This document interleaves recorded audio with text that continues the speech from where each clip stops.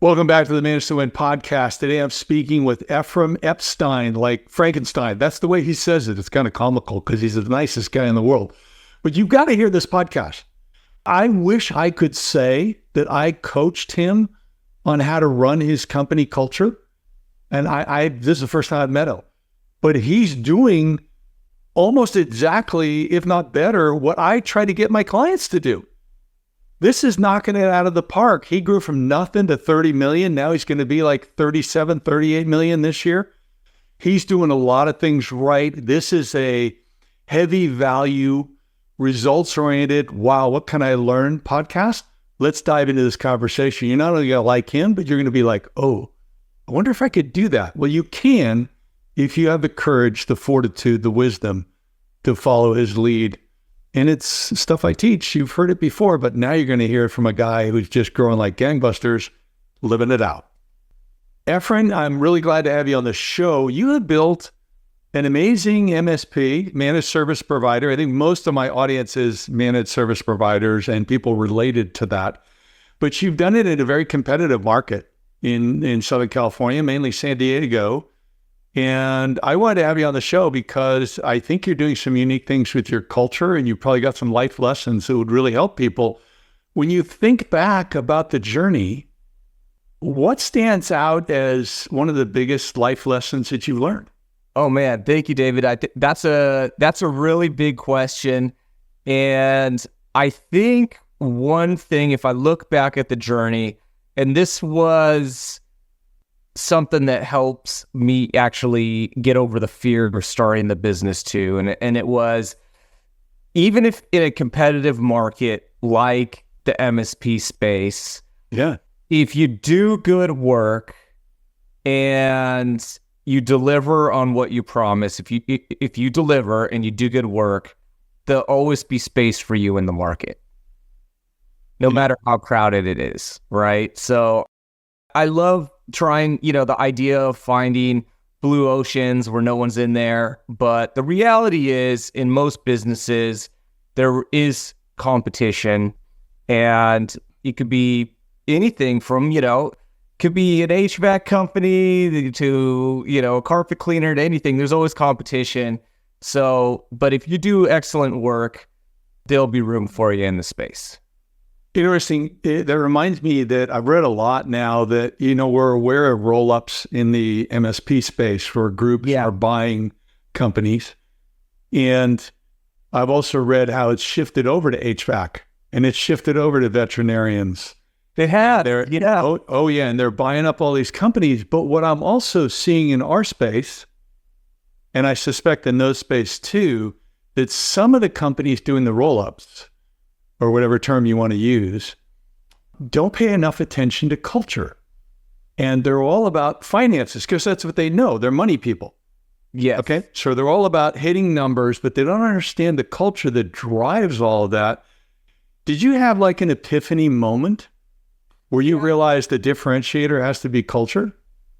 I absolutely. In fact, a very big contributing factor, I won't say it was the only factor, but it was a massive factor in me starting and kind of venturing out on my own, was because of an acquisition. So I was always internal IT from the time I got my first IT job and kind of moved up the ranks from help desk to internal. But I moved into an MSP. I got a job at an MSP and their name was the IT Pros. They were here in San Diego.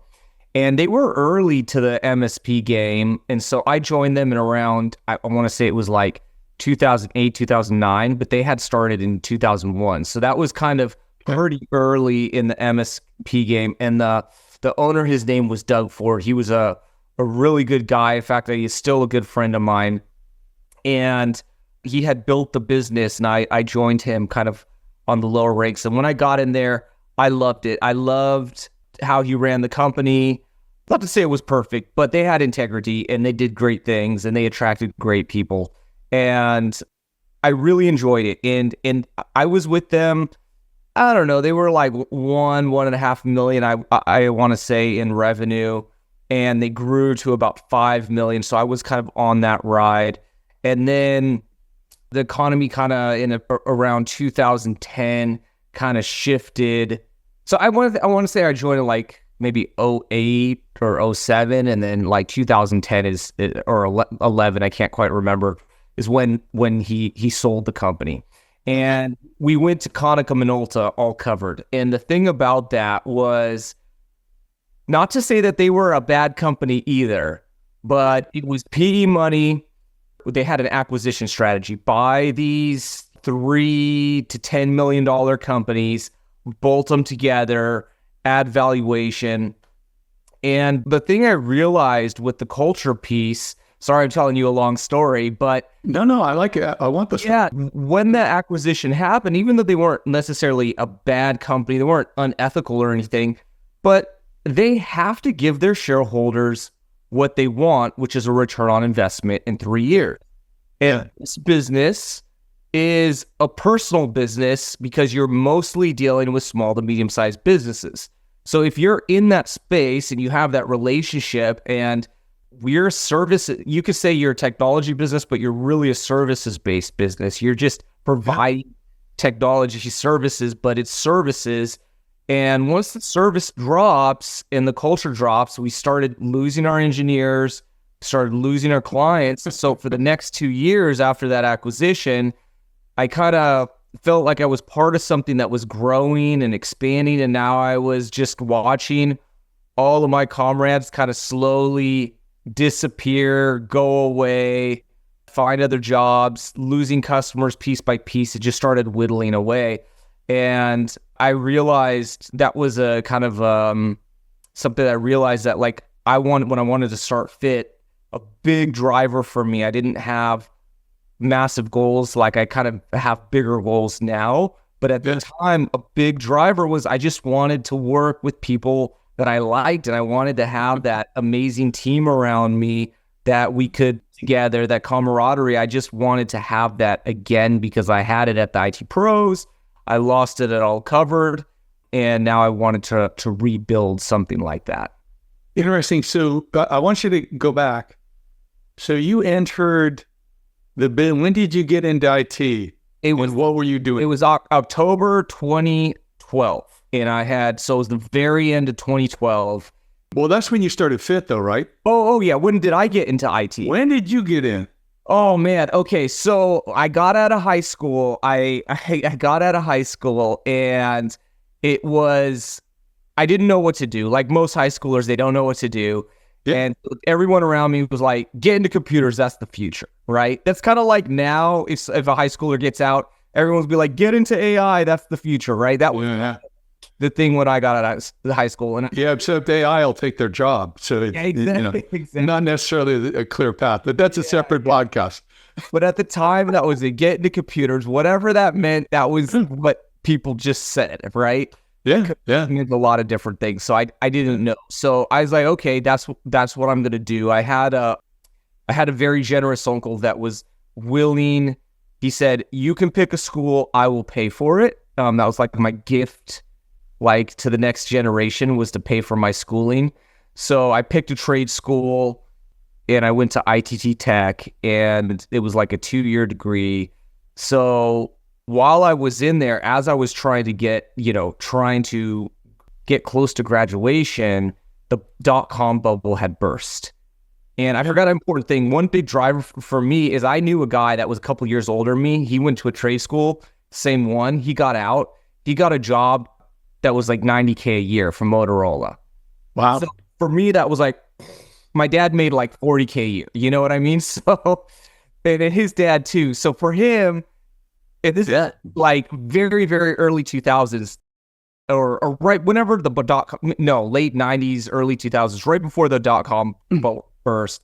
Yeah. Get out of school, no experience, get a $90K job and a paid cell phone and stuff. That was like I couldn't even imagine that money, right? So for me, I was like, okay, I'm gonna do that. Anyway, I get out, .com is burst. All these technical people that are way more experienced than me are out there looking for jobs. And I was actively looking. No one would hire me. I was, 6-7 months just trying to get interviews. And when I would get an interview, I mean, I dressed in a 3-piece suit. I tried really hard, but I just didn't, they're like, oh, you're such a nice guy, but we, just don't have quite the experience we need. And at a certain point, I got desperate. And so I decided that I was going to work for free. So I took a unpaid internship, essentially. I worked for about, I want to say it was like 4 or 5 months. And then eventually no pay. And then they just said, you know what, this guy's pretty good. I showed up every day like it was my job, on time, worked, worked, everything. And then they just said, hey, you know what, we should probably keep him. How long is he going to do this before he leaves, So I had made myself useful enough, valuable enough that they paid me. And that was perfect because from there I was able to kind of jump into the next job. So I want to highlight some of the things you just said in case anybody wasn't paying attention. You went to trade school instead of college. Yes. And you came out, couldn't find a job. And so, but you had such a good work ethic. You went and you worked for free for 4 to 5 months. And in that, correct me if I'm wrong, but you basically went back to school because for 4 or 5 months, you learned what to do to qualify for the job. So yes, it was a bummer you didn't get paid, but you got free training. Yeah, I got to get your break in. So first of all, unless you're going for a very specific purpose, you kind of highlighted it about college, like especially now, be a bracer or something. If you're going for an economics degree or like, political sciences or something, you are wasting your time and money, and you're going to be in debt, and you're going to work at a job that everyone else works at for the same pay, and you're going to be reset for however long. You're at a complete disadvantage. So I'm a fan of trade schools. I'm only a fan of a college degree if it's a very specific degree that is essential for the job. Otherwise, you're completely wasting your time. So that's number one. So I had my goal in mind. But then another thing, a lot of people will go to school, they get out, they don't get the job easy, they just give up. That's why so many people end up working in something different than they went to school for, which tells me they wasted their time at school. And for me, that wasn't even an option in my brain. And I was willing to do whatever it took. And so, if someone is willing to work for free, it's not going to be long before they're going to get paid. And I know that's kind of a hard pill to swallow because everyone thinks they're so valuable. And it is difficult if you need money. I understand all those things. I was in that position. But yeah, if you want it bad enough, especially this first job in any technology field is the hardest because experience is way more important than a degree. So it's almost better to just work in an apprenticeship, an internship, take some boot camp stuff.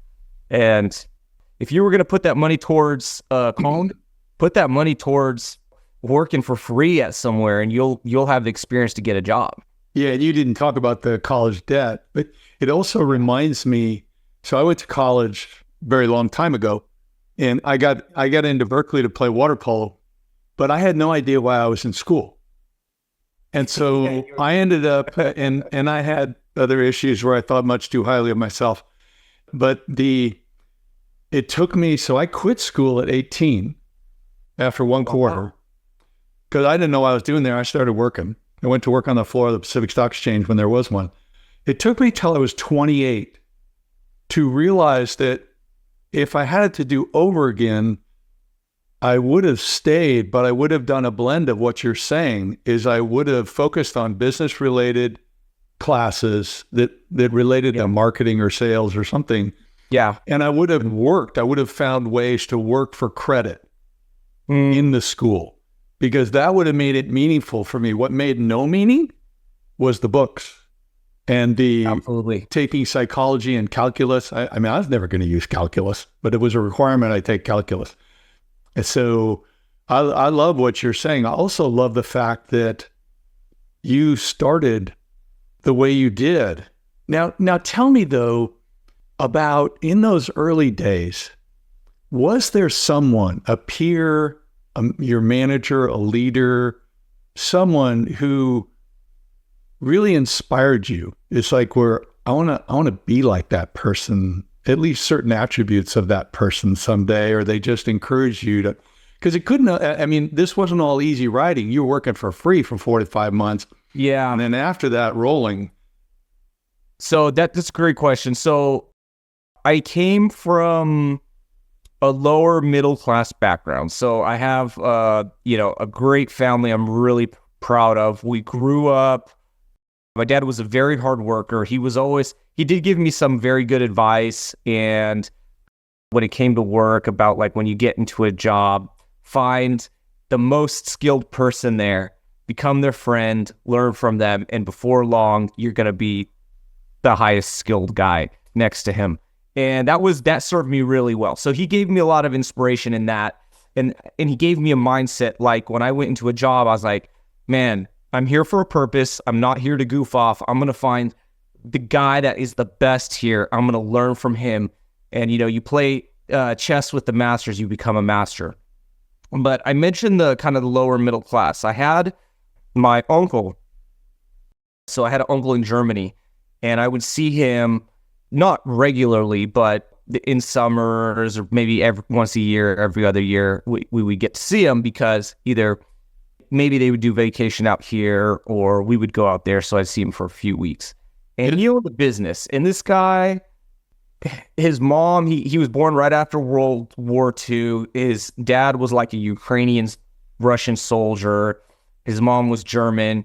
He grew up in Germany after the war in the dirt. Like he was as poor as dirt. And in fact, he was so poor that when he was, I think, 14, his mom got remarried, and his stepdad and his mom's like, we can't afford you. You're out on your own. You have to leave the house.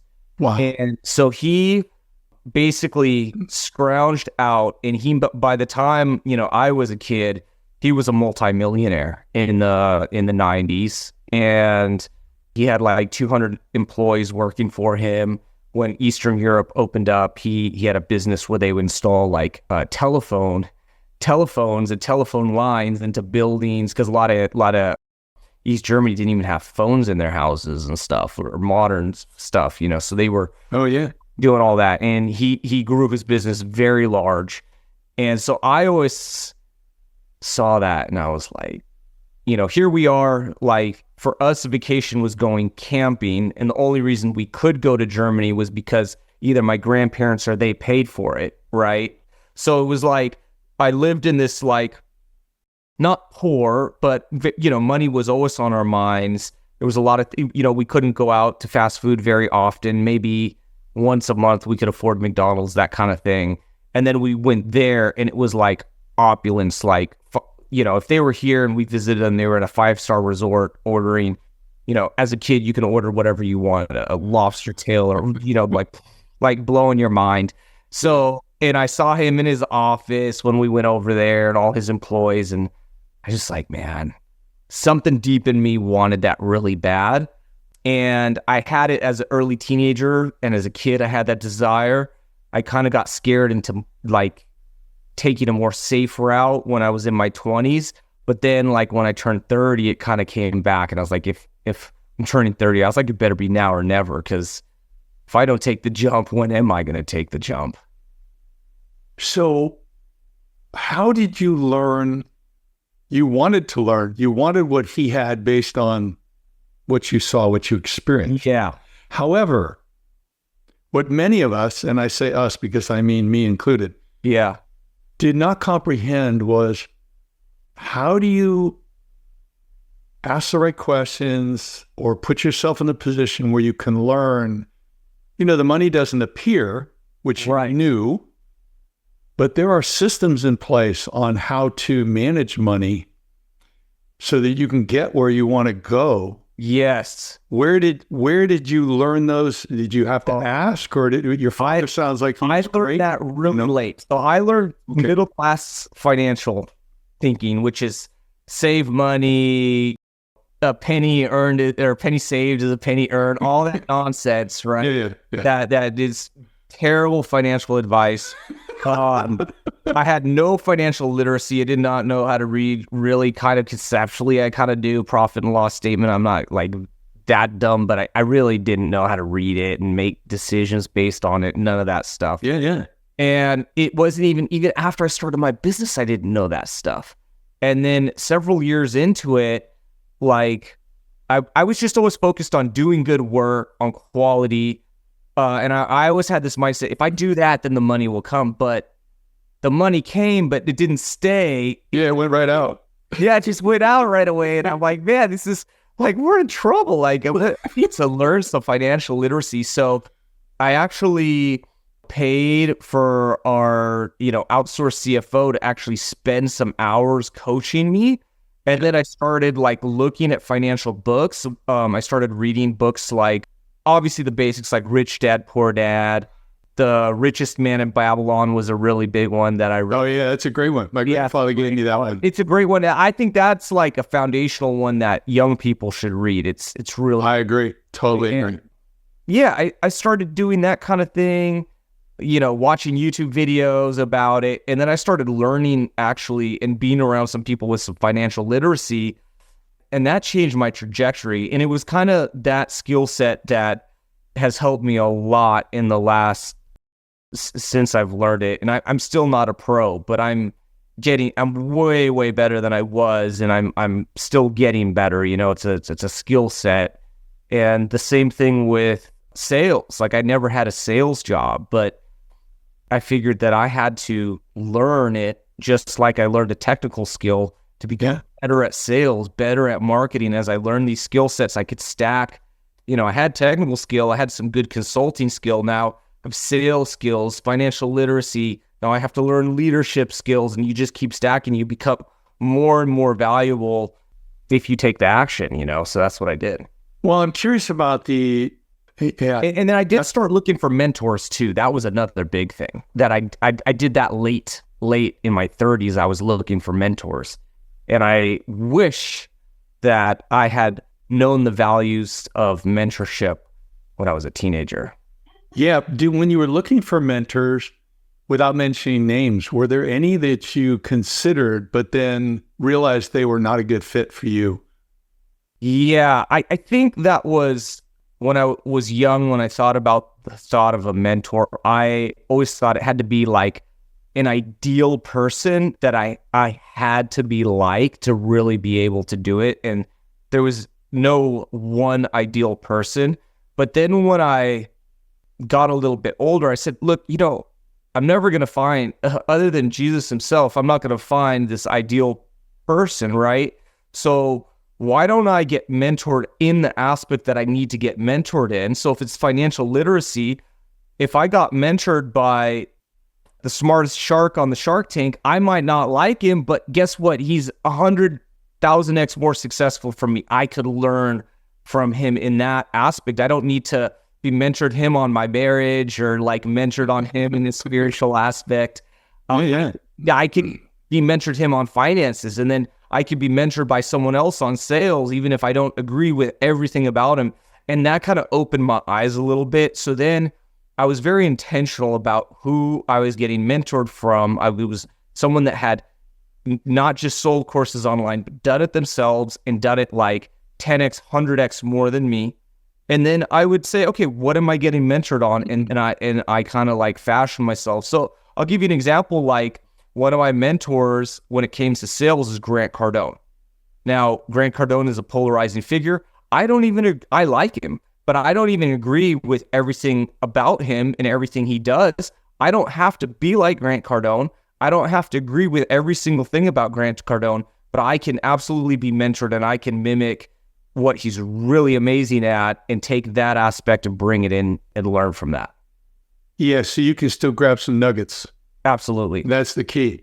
I want to go back to something earlier, though, that's very important and is a real problem in America today, is that you brought up early on, when I didn't even mention it, family, your father specifically. Yeah. And then your uncle, who was a role model with what he had achieved. Yeah. And when you look back through history, you mentioned Jesus. Look at the ancient Israelites. How many of their kings just... Yeah. they were terrible fathers. Even King David, supposedly the best. Yes.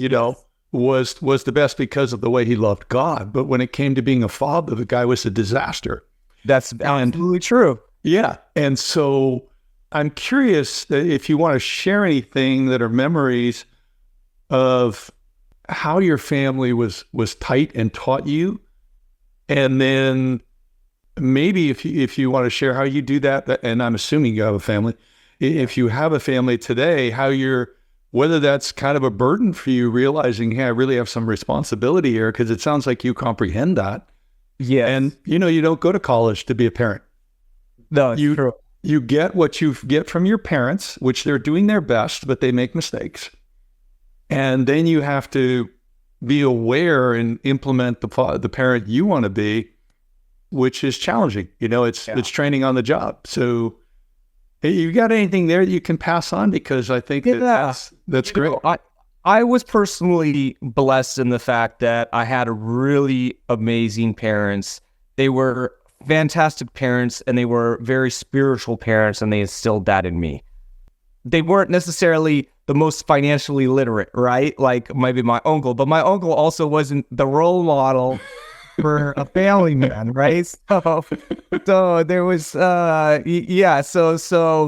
I had that. So I was at a great advantage in one sense with my spirituality and my family and all of that. And I was a disadvantage at maybe like business, financial literacy, things of that nature. But I was able to overcome that.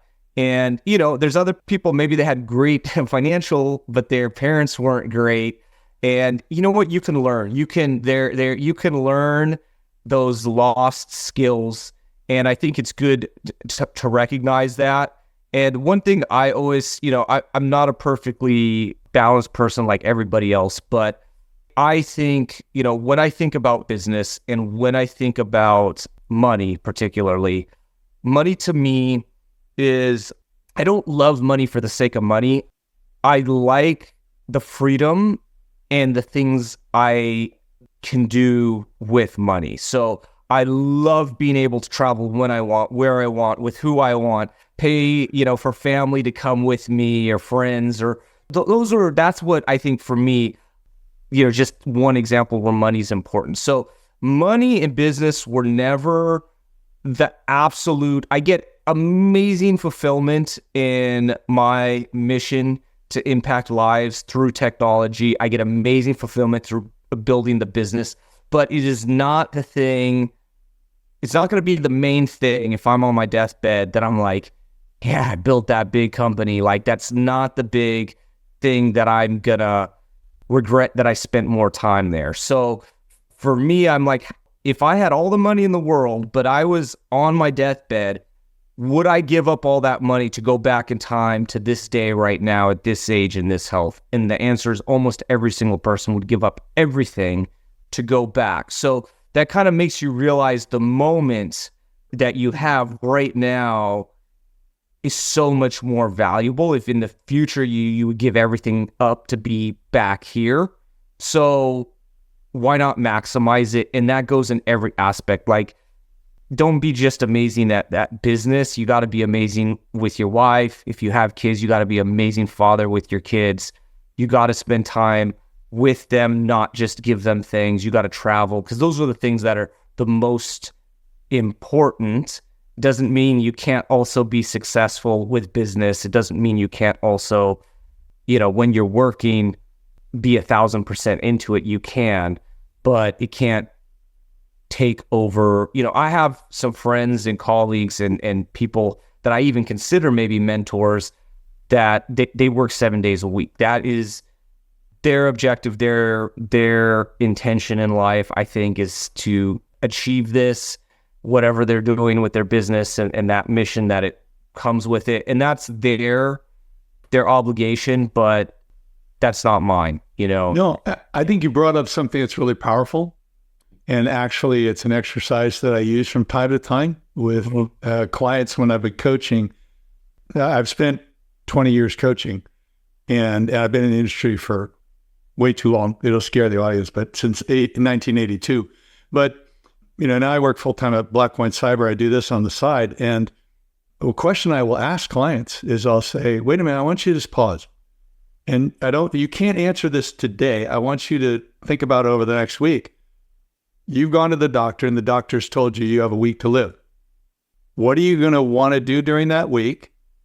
And what do you regret that you have not done to date? And let's talk about those things. And it's exactly what you're saying. You were brought up by some parents who had you either consistently thinking about this or being able to return to it much easier. A lot of people, like you say, they've been filled with so much fear. I'm not good enough. I got to go prove myself. I got to go prove myself. Yeah. I got to go prove myself. And you can't prove yourself because as soon as you hit that bar, it moves again. Yeah, it's an unattainable goal. Yeah. Well, let's shift gears. I want to talk about your company. Yes. Because Fit Solutions, I think I've only looked at your website. I haven't bought your services. Okay. But I've been in the MSP space forever, and I've been an MSP. And so I can spot when somebody's doing something well and somebody's maybe not quite as good. And it appears that you've done an exceptional job. Do you want to share with the audience how big the company is now? Yeah, absolutely. So last year we just did just shy of 30 million. This year we're on track to do around 37, 38 million in revenue. So this is our 13th year. We've grown every year despite incredible setbacks that have happened sometimes. Well, I do have the mindset that you have to be growing. Even if you have a setback, from that point, that's the new starting line, and you got to keep growing from there. You can't ever stop because that's really important to the success of the employees so that they can achieve goals themselves. So otherwise, if you're stale, they won't be able to. Yeah. But yeah, we did 38 million. What we do traditional managed IT services. It's still our biggest revenue stream. That's what we started with in 2015, and then really launched it. Started in 2015, but really got going in 2016. We built out a cybersecurity division, and that division, I have it nested like multiple companies under a holding company. So that one is its own company, but internally they operate like divisions of all the same organization. And that's our cybersecurity. Everybody's an MSSP now, but we are truly MSSP in the sense that we're a SOC. So we have staffed 24/7 people on our payroll here in the United States, staffed penetration testers, all the security analysts, cybersecurity analysts, penetration testers. They're completely separate. They're not doing any managed services work. They're just handling the monitoring and all of that. So we have that going on. About 2 years ago, we started a division that does Epic staffing for Epic systems in the health space. So we have that. That's doing about, of our 38 million that we're making, that's going to be about 2 million of it. So the cybersecurity business is about 5 or 6. We have an AI business where we're doing AI implementations, also a separate team. And we specialize in one very specific type of AI implementation that'll be doing about 700,000. It's the first year that we've been doing that. And then the rest is our managed IT services. So the healthcare staffing, that's on-site staffing for healthcare organizations? Yes, and that is right. Just for professionals on Epic systems, which is electronic medical records for large health organizations. It's just okay. Yeah. Okay, that's great. And then the AI piece, what are you doing there? I'm curious about that in part because AI is so crazy right now. Yeah. And one of my favorite series is Person of Interest on Amazon. Have you seen that series? I have not seen it. I gotta see. Is it good? You gotta watch at least watch the first 2 episodes. Okay, I will. The story is 9/11 hits. Okay. And this brainiac, Harold Finch, builds the first AI. Oh, wow. Okay. And he builds it to track everybody in New York City and determine based on their behaviors, and they have cameras all over the place, their behaviors, are they relevant? And what that means is they're a terrorist. Oh. Or are they irrelevant which means they're about to be in a violent situation. They could be the perpetrator or the victim. Okay. But they're not a terrorist. So we just let them do whatever they're going to do. So, and he turns over this machine to the government. And it is very well written. Jim Caviezel's is the main character in the story. Oh, wow. Yeah, he's a great actor. Oh, yeah, he's great. And he does a fabulous job. Oh, my God. They did about 20 to 22 episodes per season for 4 seasons. The last season's 13 episodes. But the reason I bring it up is one of the storylines is they'll do flashbacks to Harold building the AI. Oh, wow. And he builds the code and then he crashes it. He deletes it because it starts to attack him. Oh, wow. And tries to take over. And so he tells his partner, like, how can you delete all the code? He says, if we're not careful how we design this AI, it will control us. Oh, wow. And now with all the things happening in AI, I'm wondering if what you're doing with your AI, you also talk to people as you're implementing of what values do you want behind this? Because every AI has a set of values underneath it. That is true. So the thing about AI, that this is my perspective, and who knows what's going to be right, but I think we can all agree that it is an absolute game changer to the entire world scene, right? Mm-hmm. Economies, everything. It's the same as when the computer came out. It changed the world. That's what's happening with AI. It's happening at a much faster breakneck speed than the computers did. Computers took a couple decades. Yeah. This is happening in months or very, very few years. We know that it's going to replace tons of jobs. It's already doing it. And so as a person, surviving this change, you don't want to just survive and let life happen to you. You want to thrive and succeed. And so you have to not fight it. You have to figure out the best place for you in this change and how to take advantage of it if you want to. That might mean different things for different people. Some people might say, hey, this is not my thing. I'm going to go into the HVAC space because I can turn a wrench and I can upsell HVAC systems and I can build a company on HVAC, right? Oh, yeah. I don't have to worry about all the AI changing the world as much. Maybe there's back-end systems as I get bigger, but you could do that. Or if you're a technology company like we are, or maybe a lot of your listeners are, you have to say, where's my place in the AI world? What jobs is it going to replace within my business? Instead of fighting it, figure it out, help the people in those jobs grow their career so they have opportunity in a place that's not going to be replaced as easier. Because it's already coming. Be transparent. Hey, AI is going to destroy this thing. Like, where do you want to go? How can I help you get there? Help them out of it. So when we started taking a look at AI, I said, okay, from a business owner, a regular business owner, what do they want out of AI, right? And it's usually to either generate, the most important things is generating revenue or reducing cost in some way. So I honed in and I said, okay, where's AI use cases that 100% either not just efficiency, not just a nice to have, but generating revenue or reducing labor, tangibly reducing labor where I don't have to have a person sitting at a desk anymore, and I have that dropping to the bottom line. So we started focusing on what's out there. And once again, we're not an AI platform or company. We're just like managed service providers. We're integrators. I was looking at what's out there, and what we got really good at is figuring out that we could basically build AI employees from these AI chatbots that are out there that are kind of turnkey.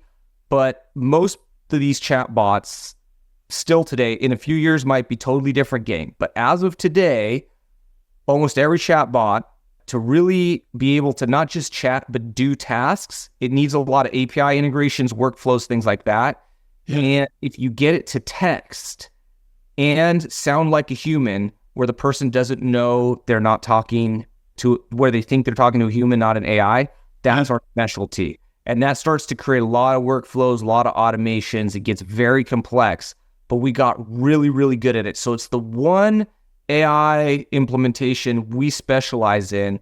And obviously there's a lot of variations in that because different companies, some are using HubSpot, some are using Go High Level, some are using different systems for ERPs, all kinds of things. But we're good at those integrations, and we can get an AI chatbot not to just be a chatbot. We can get it to basically be a named AI employee. We'll name her Brooklyn or Alyssa or whatever you want. And we can get her to do a task that either one of your staff members is doing over text message, because so many people like communicating on text. Yeah. That we have customers sending out tens of thousands of text messages, and literally unless something goes wrong, they 99.99% do not have any idea that they're talking to AI. In fact, they're so fooled that they'll put, Google reviews thanking this person, all kinds of stuff. Yeah. Interesting. Yeah. Yeah. But they don't know it's a chatbot, right? They don't know. We're really good at that. We do a lot of things so there's a lot of things we can do. So right out of the gate, one of the things we do on the text, we give it a name and a personality and a talking style. So yes. So like, let's say, hey, this is a woman, you're a woman, you're a millennial, you're fun and flirty, or you're a man and you're very professional, and you can make the personality to reflect what they want the business to reflect. Yeah. And we can also, so that's first, name and personalities of the AI is very important. Then next thing is we'll do things like emojis. We can also make the text messages come blue, so it looks like it's coming from an iPhone. We can use Send Blue that has higher texting fees, but we can do it. Otherwise, green bubbles if you want the cheaper.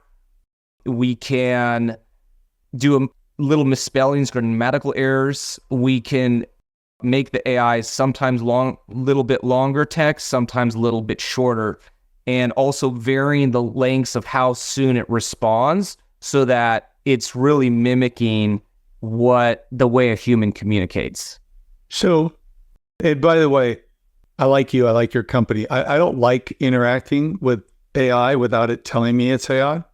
So I don't like that, but I do respect that's a decision you made, business decision you made. But it sounds like you're doing it mainly in a customer service environment. Are you also designing these in a sales that may happen via chat? Yes, great question. So first of all, if someone asks if it's AI, we'll reveal that it's AI. We won't lie. But I think that's a good compromise. Never to even ask. That's the goal. And you know what? In the future, I wouldn't be surprised if there's laws passed that require it to disclose that it's AI. I think we need some laws. But they've got to be carefully done, that not bureaucratic. It's the Wild West right now. Yeah. To answer your other question about the revenue generation side, yes, absolutely. And there's a lot of rules when it comes to texting. So people have to opt into text messages. And if you don't, the cell phone carriers will if someone says, hey, I just bought this giant list, I want to text this random list, they don't even know who I am.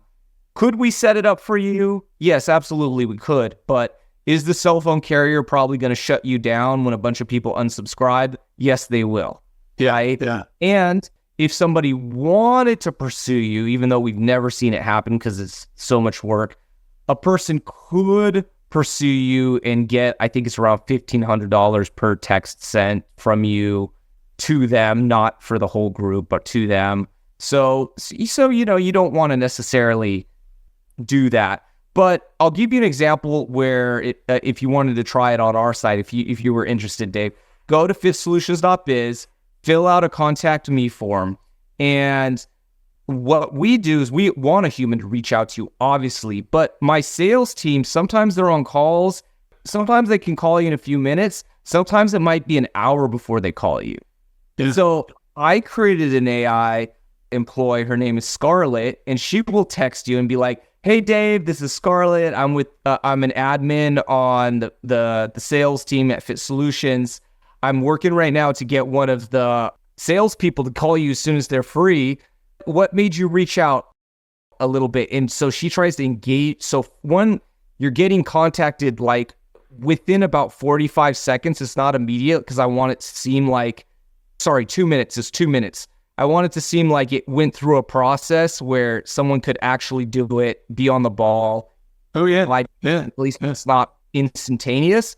And then I wanted to engage in conversation.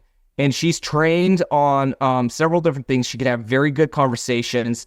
And she's also going to try and like schedule an appointment with you. Now, if you started talking with Scarlett and now all of a sudden our salesperson, Melinda, calls you 5 minutes later, you're going to be like, oh man, this company is all over me. And Scarlett did what she said she was going to do. So, but if it takes a little longer to get to you, you still got that high touch immediately. That's one use case. We have other customers on the sales front where they'll have like a webinar, for example, and they try to get people. And a lot of people have automated texting. Like once you register, it says, hey, thank you so much for joining. And it like reminds you of the webinar. But everybody knows 100% that is an automation, not a human texting you. Right. So instead of that, we can set up an AI employee to be like, text you a few minutes later or whatever variation after you registered for a webinar. We have one for Rich Summers, who has like, I'll give you an example. He does webinars on boutique hotel investing, how to run boutique hotels. And Sophia is his AI employee. She would, if you registered to his event, she would text you some minutes later and be like, hey, Dave, I just saw you this is Sophia. I work for Rich Summers. He wanted me to reach out. Thank you so much for registering for the webinar. What made you want to register? That's her question. Now, if you reply to her, she'll be like, oh, that's awesome. Have you, like, depending on what you say, it's not if-then statements, it's AI. So within parameters, trained like an employee. So if you say, oh, just want to, get into hotel investing, awesome. Have you ever done any investing before? Is this your first time? If you're like, oh, I've done some hotels, I want to see what you guys are doing, to be like, awesome, where are the hotels you've invested in? How many deals have you done? Are you an accredited investor? She might even book, depending on what you say there, she might want to book you on a one-on-one with Rich versus just give you a thing. And then she'll have a little engagement with you. She'll stop texting you like a day or two later. She'll text you and be like, hey, Rich just dropped the latest podcast, wanted to share it with you. Here's the link. Next day later, hey, check out this calculator we did for underwriting hotels. Just wanted to have you have it. And then, hey, tomorrow, hey, I just really hope to see you on the webinar. Like, with the whole intention here is providing customer service to make sure that you have the highest possibility of attending that webinar. Interesting. And is any of it ever done via email or is it all texting? We can do email. Absolutely. It's kind of the same brain. Email is actually way easier because you don't have all the complicated texting rules that come with the cell phone carriers. But the response rate from text to email is about 100 to 1. So 10 to 1 on phone call, 100 to 1 on email. So you're going to have 10x the response rate on a text. People are going to look at it usually within a few minutes. The response ratio is also going to be very high compared to an email. So we can use the same brain, same name, same AI employee to email as well as text. But text just is like a complete game changer. Okay, let me shift gears again. So we've got maybe 10 minutes left or so here. Yeah. And so, and I haven't looked at any of my questions. So that's how much fun I'm having in the conversation. I hope the audience is enjoying it the same. So I want to go back to Fit Solutions and talk about your culture. So how many employees do you have now? We have 116 employees right now. So you have 116 employees. So can you tell me specifically, what are the things you do systematically to really reinforce the culture? Because I see culture really strains to maintain itself as an organization grows. Yeah, it does. So there's a couple things that are non-negotiable. And I have to become almost, especially because we're mostly remote, almost like, if you're not complying with this, you cannot work here type deal. And it seems so petty, seems so little, but it's the only way for me to preserve the culture. So one, on the interview process, we add a step. So they do the initial interview, they do it like a technical or operational interview. And then if we feel that we want to hire this person, what we will do is ask them to do a core values presentation we schedule that. They have a day to prepare or whatever, and they are asked to do a presentation to us, not what our core values are, we know what they are, but present to us how they have used those core values in the past, or how they would use the core values if they got hired to be successful in the job. And when we do that, it seems so weird and petty, but you actually can, one, attract the right people, filter out the bad people, and you get to learn a lot about them, so you can reduce a mishire. So we've been able to reduce our mishire percentage by doing that by almost 50% over what it was. So it's a huge filter. So that's number one. So that now, wait a minute. Let's stay there for a moment. So, are you catching anyone using AI and then rehearsing? And yeah, they are. But when they present to us for that 5 to 7 minutes, they say like, one of our core values is teach to promote, right? So now if they say, hey, they tell me an experience or how they would use it to teach to promote. Let's say they told me, hey, yeah, I used to, I helped this guy get promoted. And let's say they didn't go that deep into it, or maybe they just went superficial into it. Afterwards, I'll be like, hey, Dave, that was really amazing how you helped Bill kind of grow in his career. Let me ask you a question. When you did that, like, what were the 3 areas that he really had a weakness, and how did you help him? Or tell me a little bit more about how you did it. Or if they, or say they're results driven, be like, hey, tell me, and let's pretend it's marketing. Hey, what were the 3 KPIs that you looked at the most that you would really be able to tell that marketing was successful if that was so results driven? And when would you take action if it didn't hit? What was the baseline? What was the good result? What was the bad? So you start digging in, you really see like what they're about, right? Based on what they tell you. And it reveals, because when you do questions in an interview, I find that people have an easier time preparing, masking, telling you the right answer. When they have to start telling you stories, kind of like this podcast, you can go deeper and you start figuring out what's what. And I think it's be a bad person, but they might not be aligned. They might not just be for right. Yeah. Yeah, that's right. No, I think you're absolutely right. I teach the hire the best system, and I agree that those follow-up questions really are the ones that bear the fruit. So that's where you really find out. You get them out of what I call their hire me script. Like they have a little sign in front of them that says, hire me. And so then you start to learn. So I'm sorry I interrupted you, but you said that was one piece of really driving the culture. What was the next one you were about to go into? So the other, there's a few things, but I'll give you 2 more. So the other thing that's really, really big is the morning all hands meeting. So we have a morning all hands meeting. Everybody's busy. I know that. So it's 15 minutes. It starts on the dot and it ends on the dot. Every morning, we welcome everybody to work. We say what our mission and vision for the company is every single day. So everybody knows what the mission is, what the vision is. I love it. And every department announces, KPIs, wins, top performers. And it's kind of rapid fire. We have to get through that part in 10 minutes. And then we go into role play rooms. So the first thing about that all hands, if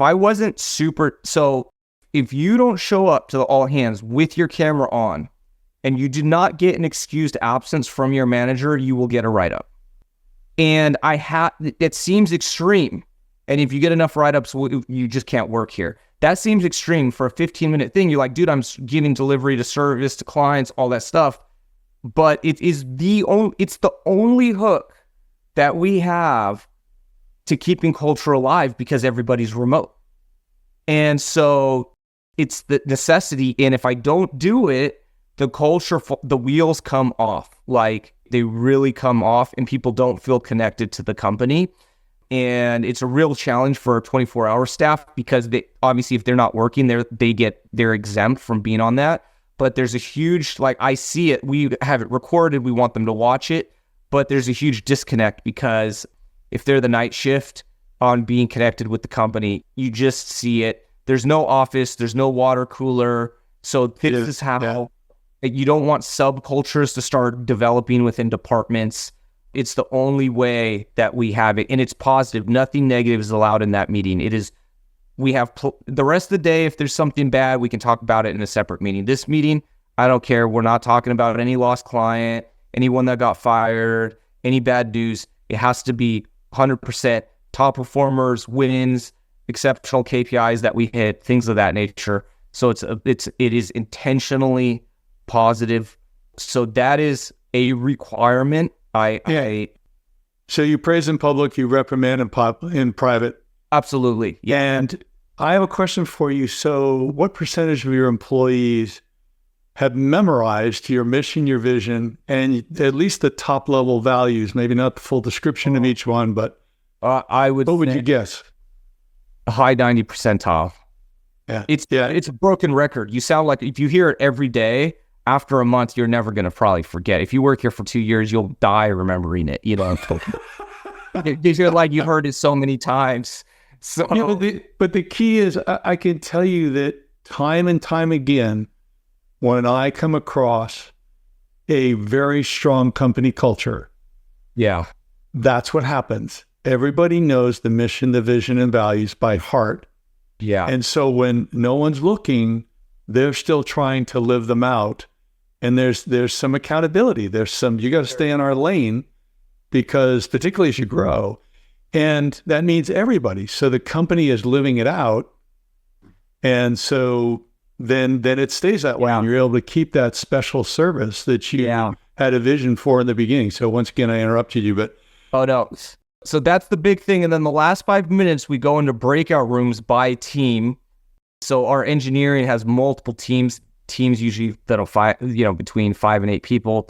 Some are smaller, but they go into breakout rooms and they're expected to role play scenarios. Like if you're a new employee, you have a list of role plays and scripts. You have to watch the videos, practice the script, and then you practice it live in the role play until you're really good at it. And for the rest of your career that you're at Fit, you will always be role playing scenarios. And we have lots of scenarios that are mostly customer service driven, but a lot of people feel especially kind of feels weird if you introduce it into an existing company that hasn't been doing it. Pretty much everyone's going to hate it and fight it.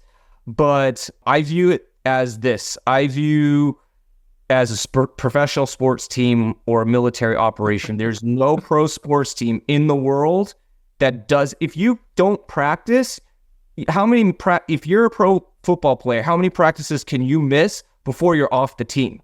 Like, it's not very many, right? Not practicing. I don't care if you're Tom Brady, you're going to practice and you're practicing. And other people are going to learn from you. And that is, or a military operation, they run those plays, boom, boom, boom. But in business, they want to wing it, let people practice on their customers. No, not at my company. We're in the pro leagues.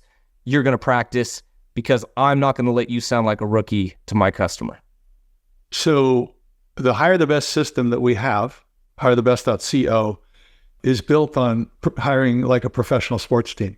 Oh, I love it. So I love what you're saying. And I hit on role playing over and over again with my clients, and so many of them refuse to do it. Yeah, it's weird. Employees don't want to do it. They're like, well, I can talk well in front of the employed. They feel like they're being belittled and stuff. And I'm like, if you just change the mindset and kind of use it, I'll ask an employee, this happened early on. Now people don't question it so much, but I'd be like, hey, what's your favorite sports team? And they'll tell me, and I'm like, awesome. I'm like, hey, how many times do you have a favorite player or whatever? Even if they don't, be like, hey, how many times can they miss practice? And if they don't practice together, first of all, if they don't practice, will they be a competitive sports team? Yeah. They won't. Yeah. How many times could a player miss practice before they can't work there, be on the team? Not very many. We're a professional sports team. We're here to win the championship. This is how we're going to operate. They can't argue with it, right? So I make it non-optional. If you don't want to role play, you can't. There's plenty of other companies that won't make you role play. You can work there. No, a year or two ago, I came up with what I call a 3T process for learning. You teach to transfer knowledge. You test to confirm they can do what they just learned, which includes role playing. And then you train or mentor so they master it.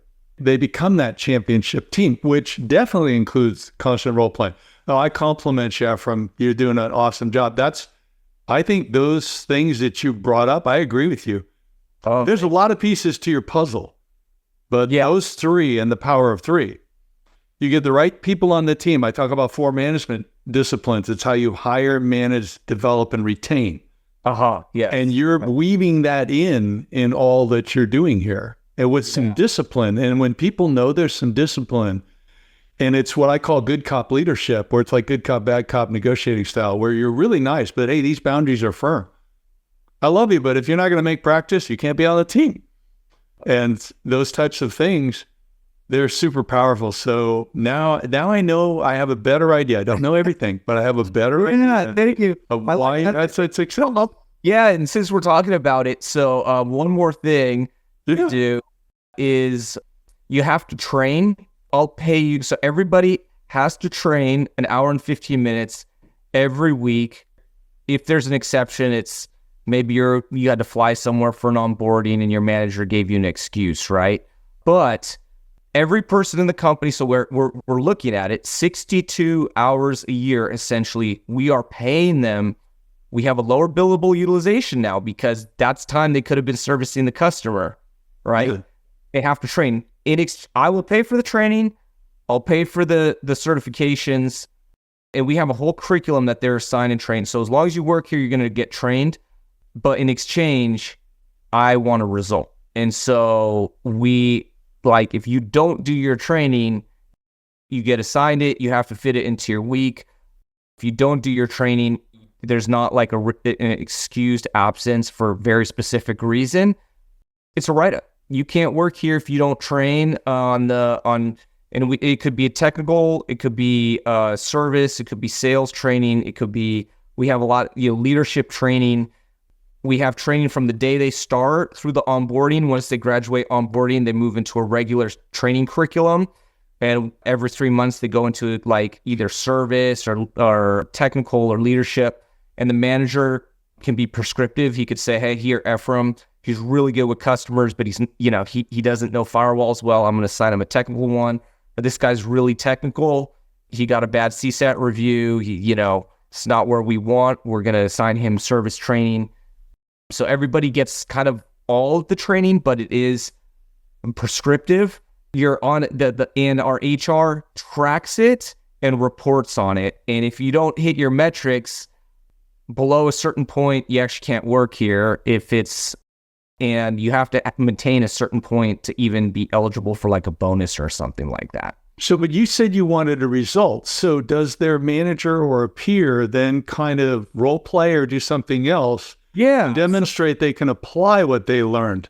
Absolutely. So, when they're doing one-on-ones and they're kind of like, we have a one-on-one format, and a big part of that is their development plan and their personal, professional, financial goals and helping develop them to find ways that we can support it. Like if they say I want a promotion, fantastic. That's probably one professional goal everyone can agree they probably want. So we can look at the job description and say, hey, here's the competencies and skills that you need. Here's in your current role, what you have to be accomplishing to even be eligible. Here's the competencies and skills you need to get to the new one. Let's find the gap. Let's put you on a development plan, a training track that's going to help you. But you also have to be able to prove that these skills are working, whether that's technical, service, whatever. I have. Yeah, and so we try to tie it together. And that is, you're exactly right. Like, yeah, can we force them to train? Yeah, we can. But does it just turn into training for training? Yes, it does. But once you attach goals to it, now it's more intentional. Also, if you're like, hey, I'm putting you on this training, let's just say it's a Microsoft Azure Sentinel training. Well, I'm expecting you to be able to handle Microsoft Azure Sentinel tickets now at the end of it to at least this degree. So it's like, you got to be able to perform. Yeah, no, I think it makes perfect sense. I think it's great because they know why they're doing it. So, and it should be most of the time meaningful for them that I know if I do X, I get Y. Or here I am at point B, at point A, and I'm going to go to point B. So kudos to you. So I can see how you can grow to 100 million and beyond. So thank you. Nice stuff. Nice stuff. So anything you want to close with the audience? Well, probably I think your audience are not necessarily potential customers, but if you guys have questions or just want to network or be friends, you can Google my name, or you can find me on LinkedIn, find me on Instagram, send me an email. I'd love to connect. Well, Ephraim, thank you so much. This has been great, and I've gone through the whole time together and never even looked at my notes. I let the screen just go dark. So it was a lot of fun. I could continue on for the rest of the afternoon, but I know you got stuff to do. Yeah, I appreciate it. Thank you for having me.